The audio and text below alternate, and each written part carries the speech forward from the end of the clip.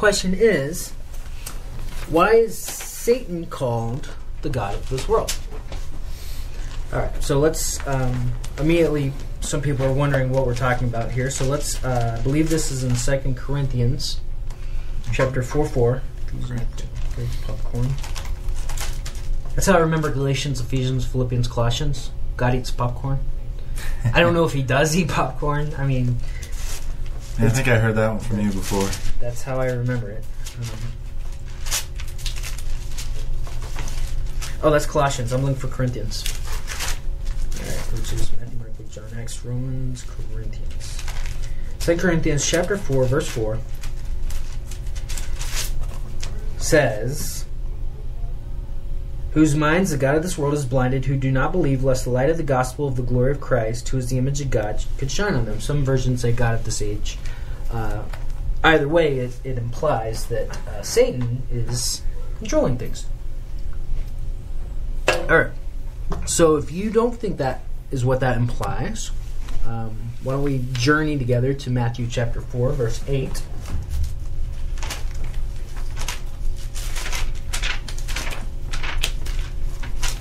And chapter 4, verse 8 says,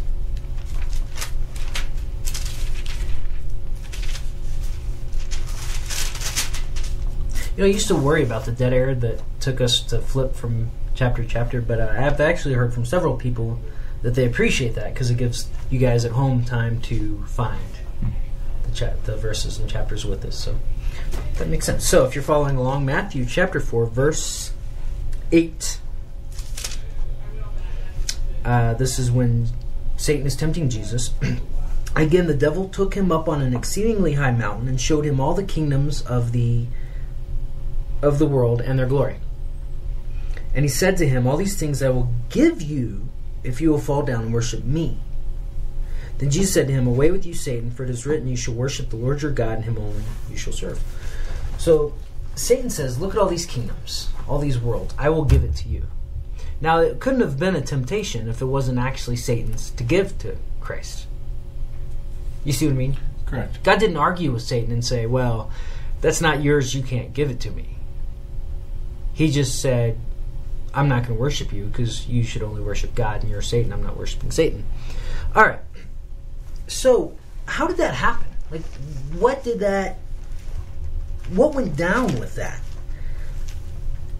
If you come to Genesis chapter 1, verse 27. So God created man in his own image. This is again Genesis, which is the very far left of the book. Chapter 1, verse 27. So God created man in his own image. In the image of God, he created them. Then God, male and female, he created them.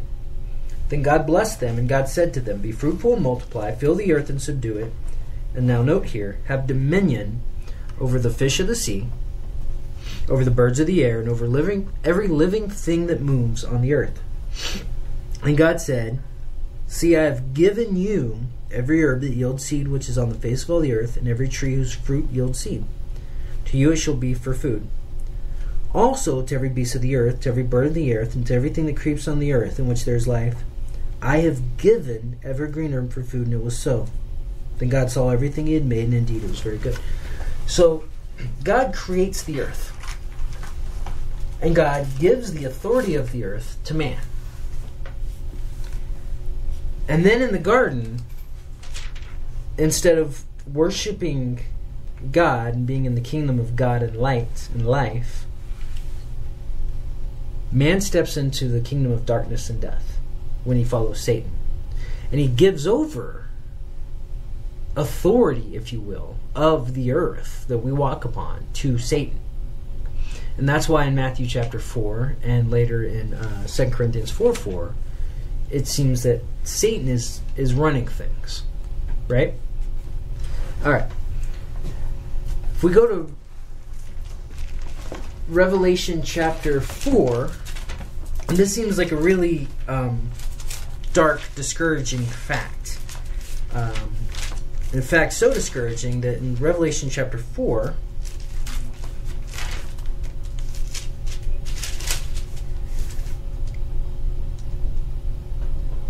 I apologize, we're going to go to 5.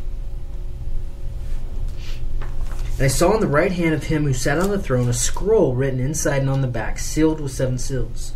Then I saw a strong angel proclaiming with a loud voice, "Who is worthy to open the scroll and loose its seals?" And no one in heaven or on the earth or under the earth was able to open the scroll or to look at it. So I wept much, because no one was found worthy to open and read the scroll or to look at it. And if we go back and read the Old Testament, if we know... and we're coming up on the deadline, so I'm not going to flesh this all out, but this is none other than the title deed to earth. And if you don't, if that doesn't make sense to you, go back to the Old Testament. And, several different times title deeds are spoken of. It's this exact picture. Do not weep. Behold, the Lion of the tribe of Judah, the root of David, has prevailed to open the scroll and to loose its 7 seals. And I looked, and behold, in the midst of the throne and the 4 living creatures, and in the midst of the elders stood a lamb, as though it had been slain, having 7 horns and 7 eyes, which are the 7 spirits of God sent out into all the earth. And he came and took the scroll out of the right hand of him who sat on the throne. And then if we go down to verse 9, "You are worthy to take the scroll and to open its seals, for you were slain, and have redeemed us to God by your blood out of every tribe and tongue and people and nation, and have made us kings and priests to our God, and we shall reign on the earth." And so as we spoke a few minutes ago about the kinsman redeemer, who Boaz redeemed that property for the sake of getting Ruth, Christ redeemed this earth and that title deed to the earth for the sake of his bride, which was on the earth. So, we hope that answers your question. If not, feel free to Facebook us, email us, or call us next week.